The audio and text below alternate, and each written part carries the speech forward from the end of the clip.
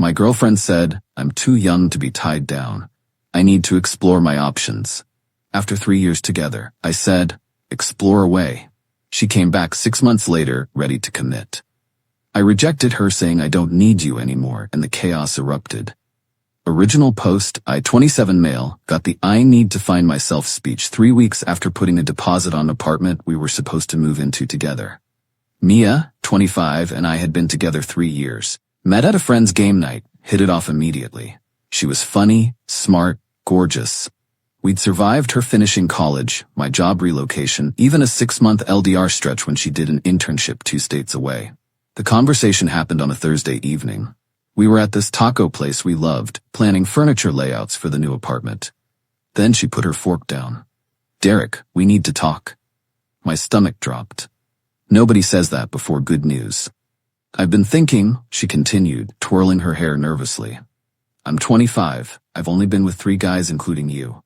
I feel like I'm missing out on experiences, you know? I'm too young to be tied down. I stared at her. Tied down? We're moving in together, not getting married tomorrow. But that's the path we're on, right? Move in, get engaged, married, kids. The whole thing. And I need to explore my options, see what else is out there. So you want to break up to date around? She nodded, reaching for my hand. I pulled it back. But we can stay friends. And who knows, maybe after I've had my fun, we can reconnect. You're definitely husband material, Derek. Just not yet. Husband material. Not yet, like I was a coach she wanted to put on layaway. Mia, I said slowly, if you leave to explore, we're done. Permanently. She laughed. Actually laughed. Don't be dramatic. People take breaks all the time. This isn't a break. You're ending a 3-year relationship to sleep around. That's not. I mean... She sighed. Look, I know you're upset, but you'll understand eventually. We're meant to be together. I just need to get this out of my system first. I stood up, threw cash on the table for my half. Explore away, Mia. Hope you find what you're looking for. Left her sitting there, mouth open. Went straight home, called the landlord about the deposit. Lost $500 since Mia hadn't signed anything yet, but worth it to not deal with breaking the lease later. Blocked her on everything that night. Not dramatically, just decisively. She wanted to explore? She could do it without me watching from the sidelines. Update 1. 2 months later. Lot of DMs asking for updates. Honestly thought that was the end of it. Nope. 2 months of radio silence, then the flying monkeys arrived. First was her best friend Tessa. Got a text from an unknown number. Hey Derek, it's Tessa, can we talk? Mia's really struggling. Deleted it. Then her sister Nora found me on LinkedIn. Hi Derek, hope work is going well. Random question, are you planning to be at Brent's birthday party? Mia mentioned you guys are taking some space, but she really misses you. Taking some space, like I'm on vacation, didn't respond. Then came the accidental run-ins. Suddenly Mia's at my coffee shop, my grocery store, the bookstore I go to every Saturday. Each time acting surprised. Derek, oh wow, what are the odds? The 3rd time I just said pretty high since you know my routine. She tried to look offended. I shop here too. Since when? You hate this store. You said their produce section smells weird. People change, she huffed. Exactly, I said, taking my cart to self-checkout. But here's what killed me. Mutual friends started telling me about her exploration phase. Different guy every week on her Instagram stories. Clubbing constantly. Vegas trip with some dude she met on Hinge. Living her best life apparently. Meanwhile, I was just living. Started playing in a rec league basketball team. Took a coding boot camp my company offered.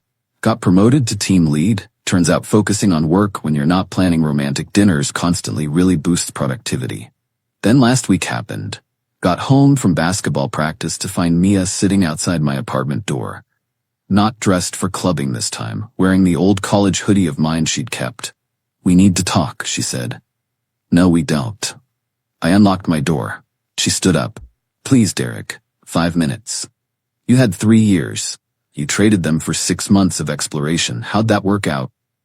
Tears started. I made a mistake, okay? I explored, I dated, I had my fun. And you know what I learned? That you're the one I want. I actually laughed. I'm the one you want now, after you've test-driven every other option. That's not fair, isn't it? You literally told me I was husband material, you wanted to save for later. like I'd just be waiting on the shelf. I thought you would wait. We had 3 years together. Had, past tense. You ended it to go have fun, and now I'm ending the fun to be with you. The entitlement, the absolute entitlement. Mia, I'm seeing someone. That was a lie. I wasn't. But watching her face crumble was worth it. What? Who? For how long? Doesn't matter. What matters is I moved on. Like you wanted. I didn't want you to move on. I wanted you to be there when I came back. There it was. The truth. Go home, Mia. She didn't. She sat back down. I'll wait. You'll realize we're meant to be together. I called building security. Told them my ex was trespassing. They escorted her out while she yelled about true love and second chances. That should have been the end of it. It wasn't. Update 2, the escalation. The day after security removed her, the campaign started. First, she showed up at my job, told reception she was my girlfriend and needed to drop off my medication. Security called me down. She was holding a bag from the sandwich shop we used to go to. You forgot your lunch, babe. The security guard looked confused. I didn't even engage. She's my ex. Please remove her. Derek, don't be like this. We need to talk. Watched security walk her out while my coworkers tried not to stare. My manager pulled me aside after. Everything okay? Ex-girlfriend having trouble with the concept of ex. Won't happen again. It happened again. Different approach though. Flowers arrived at my office. Huge arrangement. The card, for my soulmate. Always yours, M. Threw them in the break room. Let the admins enjoy them. Then came the social media blitz. Since I'd blocked her everywhere, she created new accounts, commenting on posts from 2 years ago with inside jokes, tagging me in memories on Facebook through mutual friends' accounts. Posted this long letter on Instagram about losing the love of her life to pride. My favorite part, he says he's moved on, but I know he still loves me. True love doesn't just disappear. My buddy Trevor sent me screenshots. Bro, she's lost it. Just ignore it, I told him. Told everyone. Don't engage, don't respond, don't give her ammunition. But Mia wasn't done. She reached out to my mother. My mother. Mom called me confused. Honey, Mia just called crying about how you won't forgive her for some fight. What happened? Explain the whole story. Mom was quiet for a minute. So she dumped you to sleep around and expects you to take her back? Basically. Oh hell no. I like that girl, but hell no. I'll handle this. Don't know what Mom said, but Mia's mom called me the next day screaming. How dare you turn your mother against my daughter? Mia made one mistake. One mistake. You're destroying her. Mrs. Patterson, your daughter made a choice. I've made mine. Please don't contact me again. You'll regret this. She was the best thing that ever happened to you. Then why did she leave? Silence. Then, you're a cold, heartless man. No, I'm a man who knows his worth. Goodbye. The calls kept coming. Different numbers, borrowed phones. Each voicemail more unhinged. I know you're home. I can see your light on. That blonde girl from your basketball team, is that her? Is that your new girlfriend? We're meant to be together. You know we are. I'll wait forever if I have to. Filed a police report for harassment. Officer basically said unless she threatened me physically, it was a civil matter. Suggested a restraining order. My lawyer buddy Anthony looked into it. You need more documentation. Keep recording everything. So I did. Every text, voicemail, unexpected visit. Built a file. Then last night, things went nuclear. I was on a date, first one since Mia, actually. Girl named Harper from the coding boot camp. Smart, funny, didn't treat me like a backup plan. We were at this Italian place when Harper's face went pale. Derek, that woman at the bar keeps staring at us. Turned around. Mia, in the red dress I'd bought her for our second anniversary. She raised her wine glass at me like a toast, then started walking over.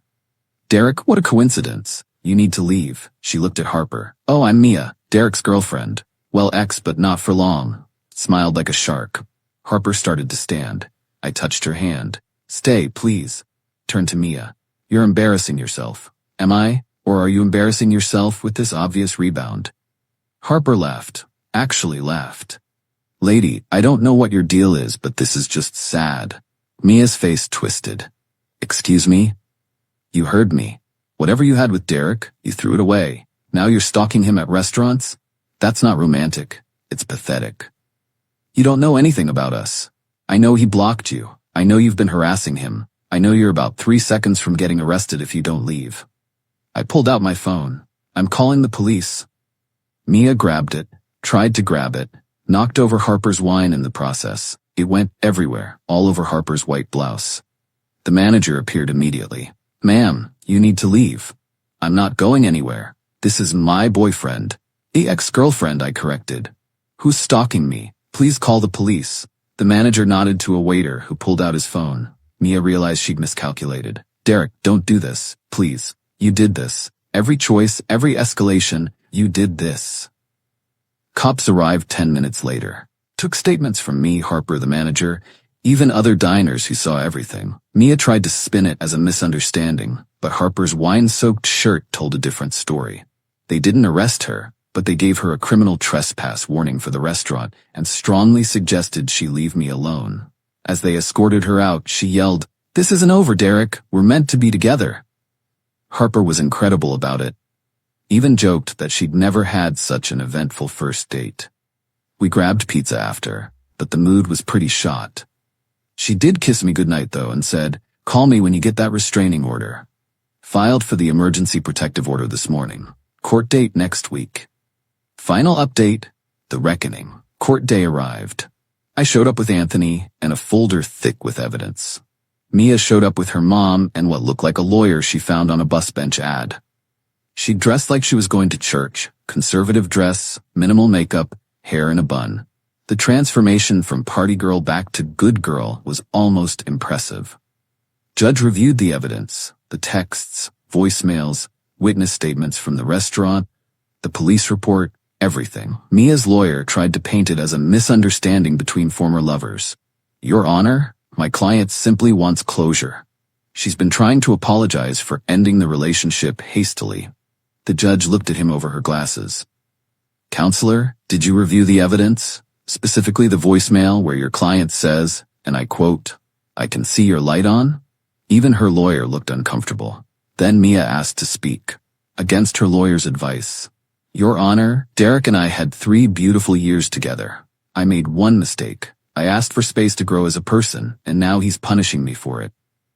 The judge flipped through papers. "You ended the relationship to, in your words, explore options?"